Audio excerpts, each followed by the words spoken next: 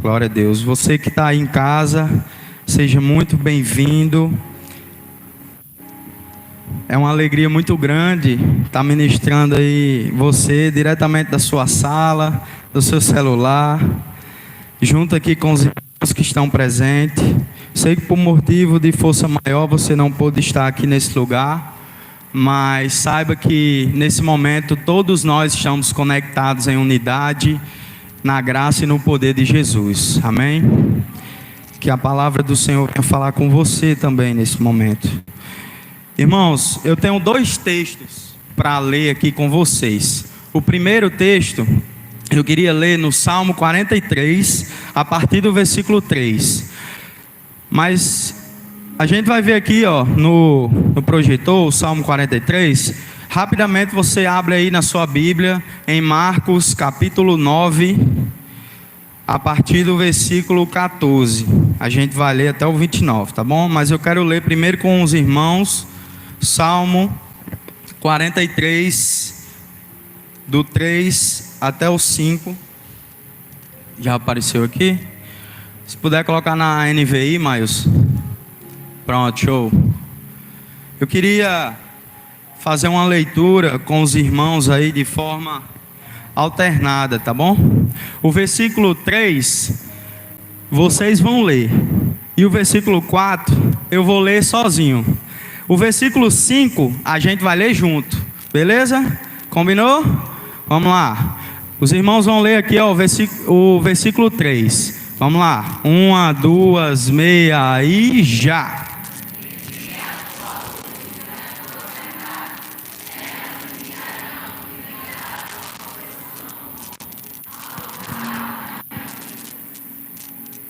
Versículo 4: Então irei ao altar de Deus, a fonte da minha plena alegria.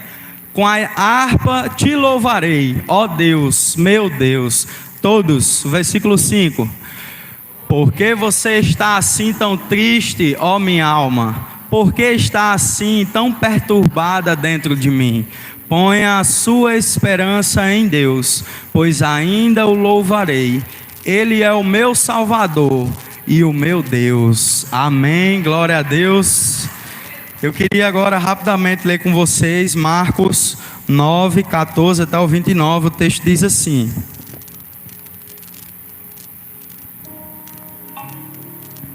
Quando chegaram onde estavam os outros discípulos, viram grande multidão ao redor deles e os mestres da lei discutindo com eles. Logo que todo o povo viu Jesus, ficou muito surpreso e correu para saudá-lo. Perguntou Jesus: O que vocês estão discutindo? Um homem no meio da multidão respondeu: Mestre, eu te trouxe o meu filho. Está com um espírito que impede de falar. Onde quer que eu o apanhe, joga-o no chão. Ele espuma pela boca, range os dentes e fica rígido. Pedi aos teus discípulos que expulsassem o espírito, mas eles não conseguiram. Respondeu Jesus: Ó geração incrédula, até quando estarei com vocês? Até quando terei que suportá-los? Tragam-me o menino. Então eles o trouxeram. Quando o espírito viu Jesus, imediatamente causou uma convulsão no menino. Este caiu no chão e começou a rolar, espumando pela boca. Jesus perguntou ao pai do menino: Há quanto tempo ele está assim? Desde a infância, respondeu ele. Muitas vezes esse espírito tem lançado no fogo e na água para matá-lo. Mas se podes fazer alguma coisa, tem compaixão de nós e ajuda-nos. Se podes, disse Jesus, tudo é possível àquele que crê. Imediatamente o pai do menino exclamou: Creio, ajuda-me a vencer a minha incredulidade. Quando Jesus viu uma multidão, estava se ajuntando, repreendeu o espírito imundo, dizendo: Espírito mudo e surdo, eu ordeno que o deixe e nunca mais entre nele. O espírito gritou, agitou violentamente e saiu.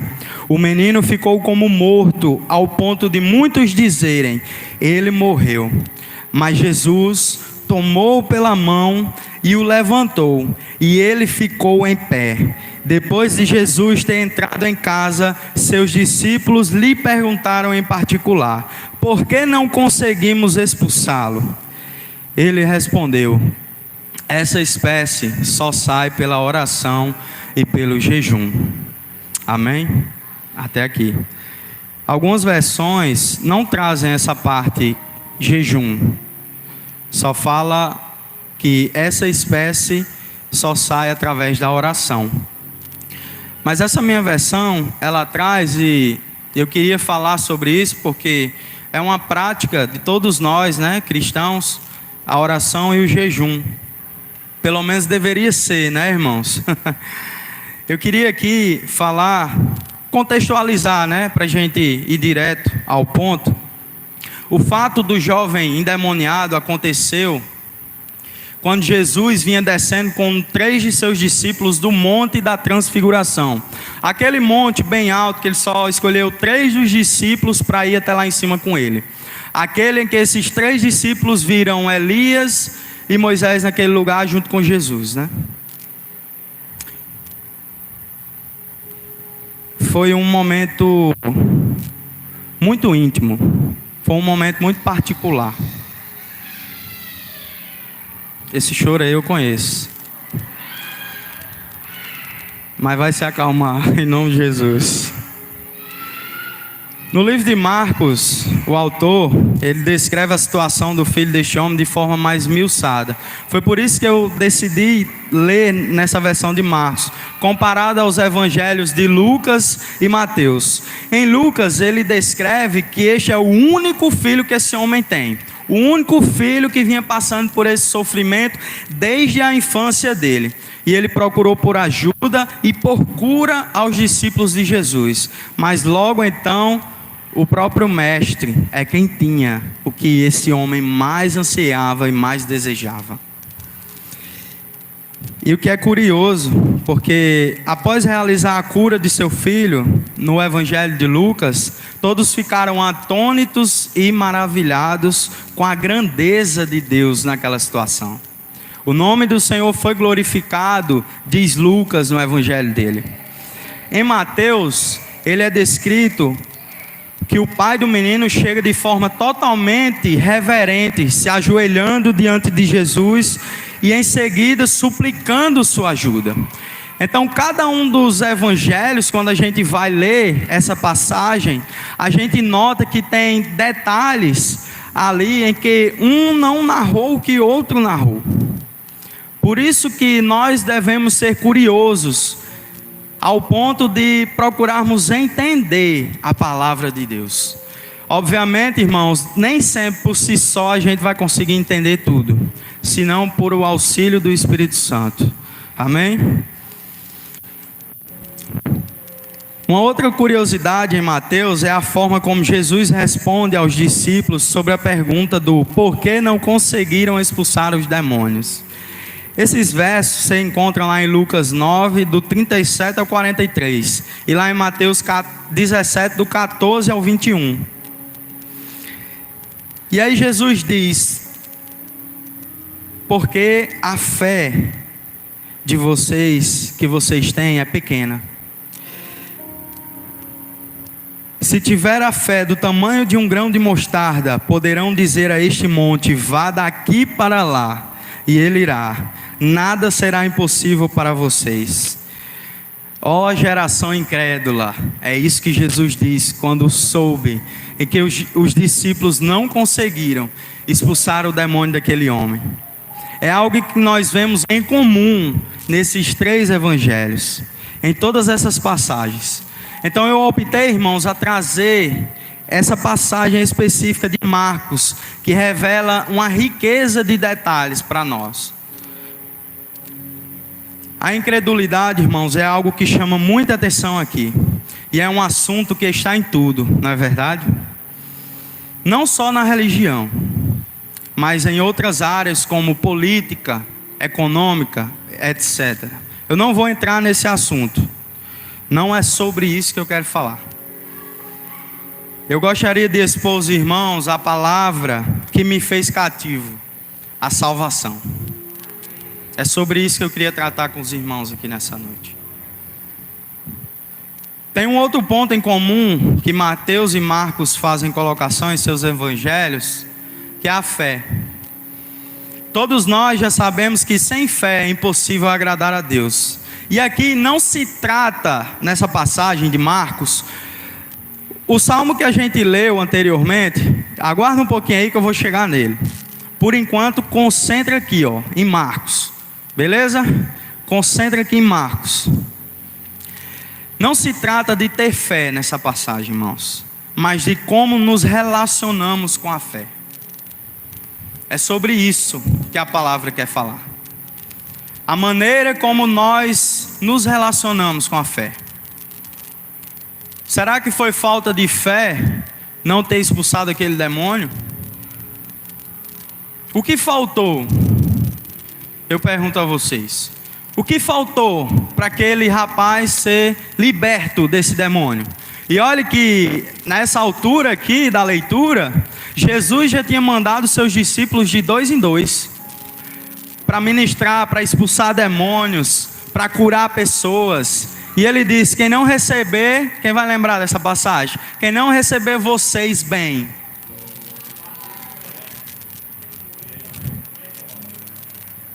vocês não têm parte com aqueles que não receberam vocês. Vocês lembram, né?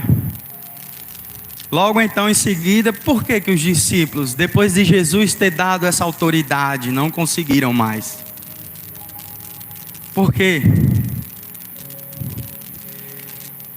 No verso 21, Jesus pergunta quanto tempo o menino estava naquela situação. Ao que o homem respondeu: desde a infância. Mas se podes, o homem fala, fazer alguma coisa, tem compaixão de nós e ajuda-nos.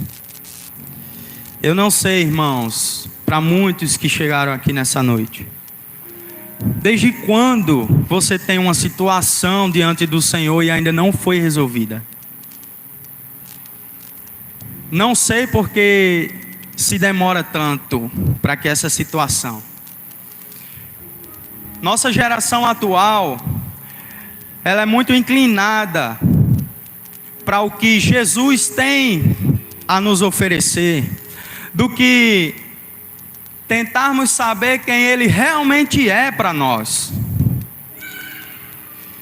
E muitas das vezes chega a ser egoísmo da nossa parte chegar aqui no dia de culto e apresentar em nossas orações somente aquilo que queremos.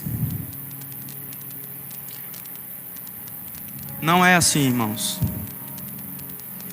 O Senhor já conhece, o Senhor já sonda o meu e o seu coração. Ele já sabe desde o momento que você saiu da sua casa o que é que você veio fazer aqui. Quando eu estava meditando nessa palavra, eu me lembrei, eu me recordei do início da minha caminhada com Jesus. Eu lembro que teve um dia que eu comecei na verdade eu voltei a paquerar com Tayane, mas Tayane já era da igreja, né? Eu não, eu era carnificina pura. Misericórdia. E eu lembro que uma vez falando com um amigo, esse amigo ele também já foi da igreja, né, que a gente fazia parte. E ele me convidou, ele não estava mais na igreja, mas ele me convidou. Eu disse: como é que você me chama para ir para um canto que você nem frequenta mais? Ele disse: vamos lá, peste. Ele só falava assim com as pessoas: vamos lá, peste. E eu era uma peste mesmo. Vamos se aventurar. E aí eu marquei com ele, né? Domingo, eu lembro como se fosse hoje, foi no segundo domingo do mês. Nesse domingo era culto de missão na igreja. Todo segundo domingo do mês era culto de missão. Fui, né? Cheguei lá, de frente para a igreja, estacionei minha moto, Liguei para ele, né? Que eu não estava vendo ele assim, lá de fora, tentando avistar ele pela igreja, ou ali por fora, não vi. Liguei para ele, perguntei: cadê você, macho? Estou aqui já na igreja, estou na frente da igreja. Ele disse: homem, eu esqueci de avisar, não vai dar certo eu ir não. Eu não estou acreditando que você fez eu me arrumar todinho para vir para cá e você me deixar na mão. Ele disse: pois é, vamos marcar para outro dia, próximo domingo a gente vai. Aí começou a botar dias e dias, e eu disse: homem, tá bom, depois a gente vê.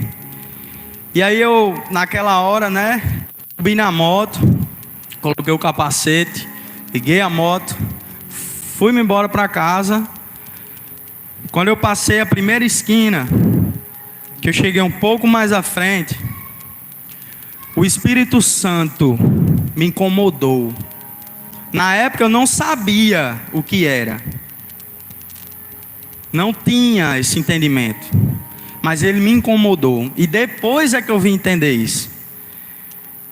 E aí uma voz muito forte dentro de mim disse: volte, volte, volte.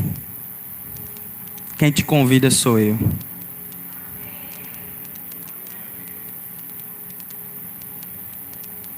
Eu acho que é a primeira vez que eu conto isso aqui.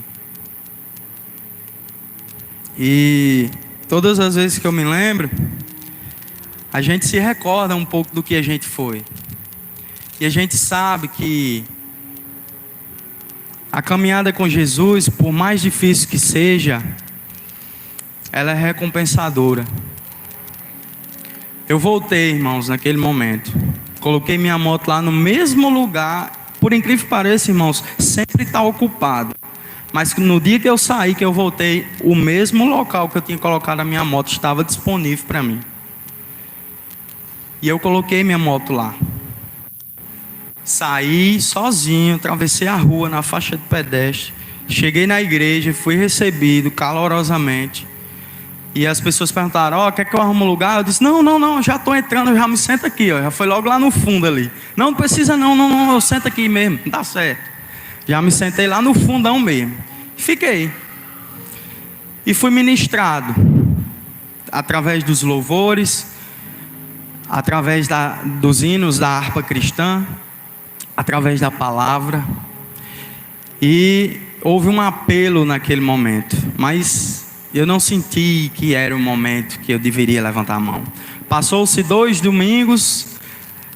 Desse domingo que eu fui, né? Fui mais um. No terceiro domingo que eu fui, eu já tinha ido num culto de semana também. Digamos que era o 4º culto que eu tinha ido, mas o terceiro do domingo. Foi o momento em que uma irmãzinha, ela já vinha me perguntando, né? Aí nesse terceiro domingo ela não veio me perguntar. Quando eu fiz assim, irmão, ó, para levantar na hora do apelo, ela já estava em cima de mim: vai aceitar hoje? Quando eu olhei assim para ela, eu disse: é hoje, irmã, é hoje. E eu saí lá de trás e vim aqui para frente, e até hoje Jesus me resgatou, e a salvação entrou no meu coração, na minha vida, e a minha vida foi transformada. E foi aí onde eu aprendi: se podes fazer alguma coisa, tem compaixão de nós e ajuda-nos. Tem compaixão de mim, Jesus. Ele tem compaixão de nós. Tem ou não tem, irmão? Tem ou não tem, irmão? Amém. Jesus disse: se podes, tudo é possível àquele que crê. Irmãos, quantos de nós, no início da nossa caminhada, nós procurávamos a Deus por achar que Ele resolvia nossas situações de forma papaléguas, né? Rapidinho. A gente ora e Deus tem que atender imediatamente. Muitas das vezes nós nos pegamos fazendo esse tipo de oração. Muitas das vezes eu fiz esse tipo de oração. Quando eu vim a primeira vez na igreja, eu não vim por causa de fé. Eu não vim por causa de Jesus na minha primeira visita. Eu vim por causa de Tayane. Só por conta de uma paquera. Não foi por causa de Jesus. Só que aí, irmãos, a gente muitas das vezes quer apressar, né, as coisas. Eu sabia, irmãos, desde aquele dia em diante, eu sabia que se eu não tivesse tomado aquele passo de fé, eu nunca faria ela tão feliz. Talvez eu não estivesse nem casado com ela hoje. Depois que eu aceitei Jesus, irmão, tudo mudou. Completamente tudo. O interesse não era mais o mesmo. Jesus, ajeita essa doidinha para mim. Não, as orações não eram mais assim. Jesus, me ajeita para poder chegar a essa doidinha. Mudou, tá vendo? Inverteu as coisas. Com Jesus, irmãos, é diferente. Irmãos, e quantos de nós chegamos a esse lugar e pedimos coisas do nosso interesse? Tanto os escribas como o pai do menino, possuído por demônios, esperavam encontrar Jesus e transferiram sua expectativa para os discípulos, que estão aprendendo a representar Jesus. Foi isso que aconteceu. Os discípulos tentaram.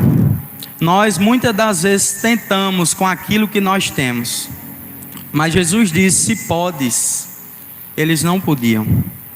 É somente para quem crê.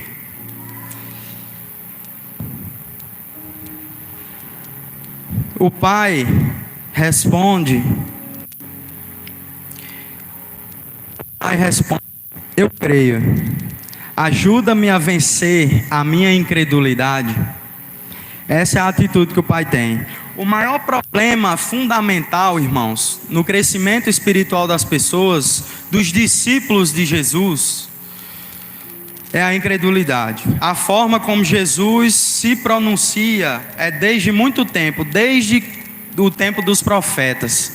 Lembra que ele fala: ó geração incrédula. Outros profetas já falavam isso. Isaías, Jeremias já falavam isso, que a geração era incrédula. Não é de se espantar, irmãos, que nos dias de hoje nós também vivemos incredulidade.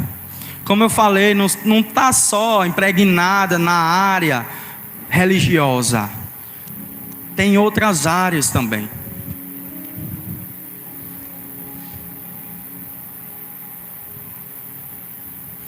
Este pai, ele reconhece que tem uma fraqueza e apela para Jesus, para que o Senhor o ajude a criar nele um coração que creia com mais firmeza.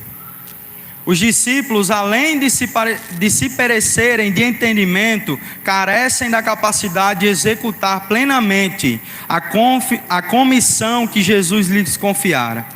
O fracasso deles ao perguntarem a Jesus por que não conseguiram expulsar o demônio é uma ocasião para o incentivo à oração. Lembra do que Jesus fala? Vocês não conseguiram porque esta espécie, esta casta só sai através da oração e pelo jejum. Devido à falta de oração, os discípulos não puderam expulsar o demônio e curar o menino. Afinal, irmãos, o que é oração e jejum? Que prática é essa que nós deveríamos viver diariamente? Que prática é essa que nos falta todos os dias, às vezes? Às vezes a gente está tão fissurado na rotina, a gente cai tanto na rotina, que a gente esquece de práticas pequenas, coisas simples, para o Evangelho ser notório na nossa vida, para a salvação ela vir e nos atirar de uma forma em que a gente não consegue mais voltar para o velho eu. São práticas pequenas. São elementos que também nos fazem crescer na fé. Foi sobre isso que um dos pontos em comum que eu falei, que nós precisamos para crescer na fé. Agora partindo, irmãos, para o Salmo 43, que a gente leu junto, o pedido do salmista é que A luz e a verdade do Senhor guia até um destino, até um lugar. E eu pergunto a vocês, que lugar é esse? Que lugar é esse que a gente leu agora há pouco? Será que a gente consegue lembrar? Alguém? Ao santo monte do Senhor. A luz e a verdade. Que luz é essa? Que verdade é essa?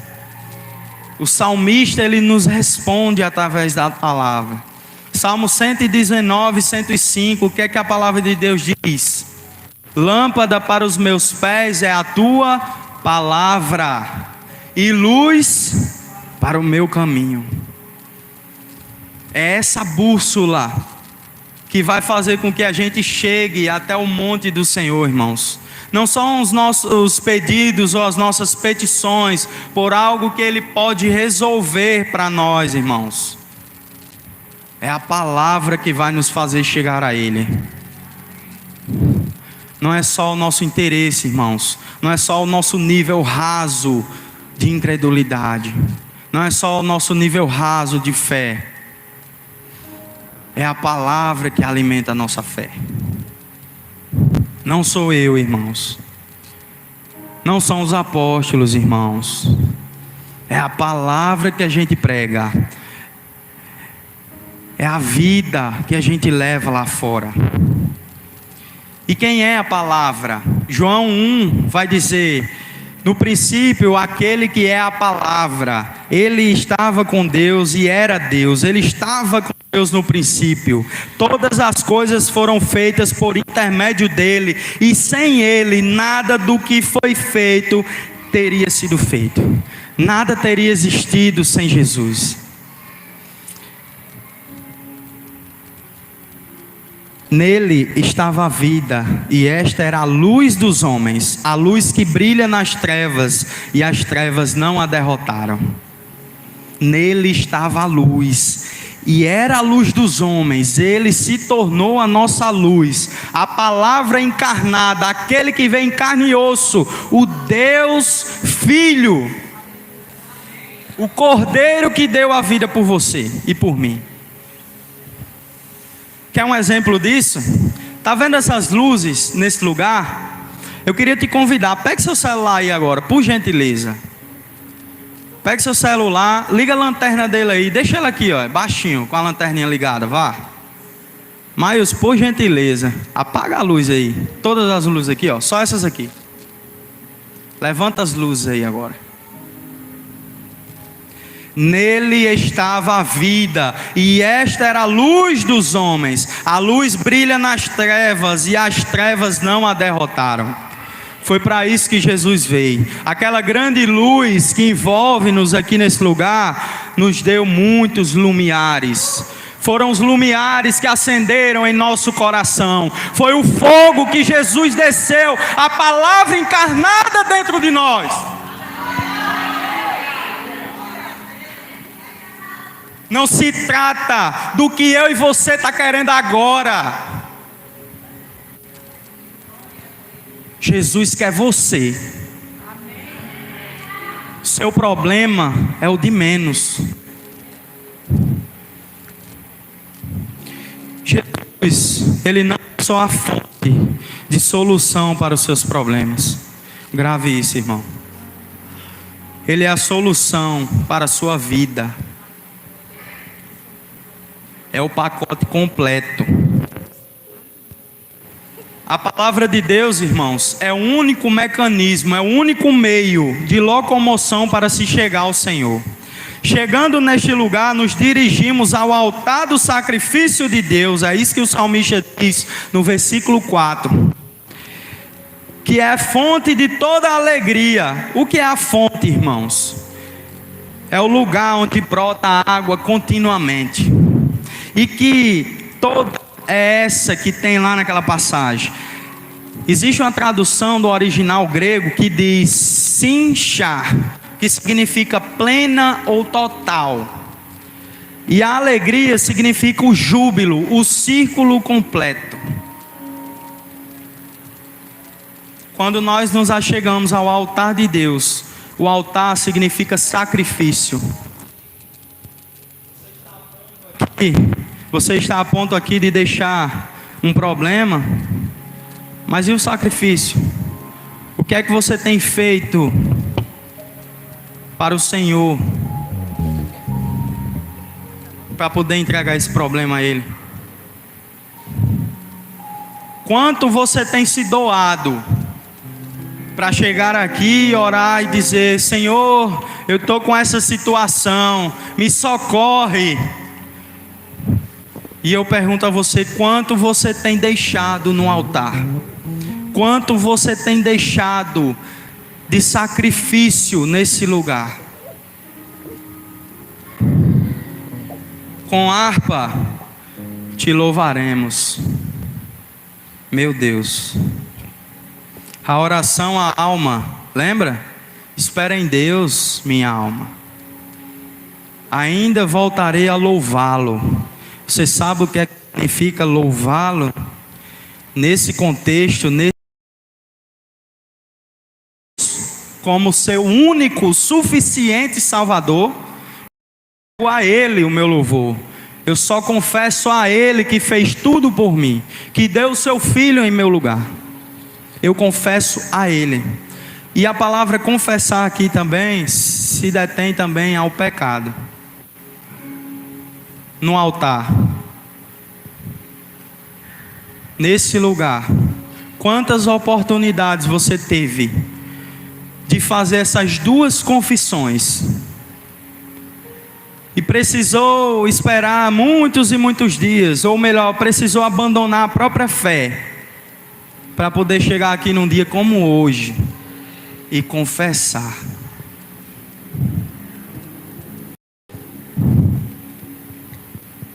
Meu Salvador. Algumas versões vai dizer auxílio. E o meu Deus. Salvador no original hebraico, irmãos, significa Yeshua. Yeshua ou Yehoshua, transliterado do Antigo Testamento, da Bíblia para o grego, para o nome único, Lezos.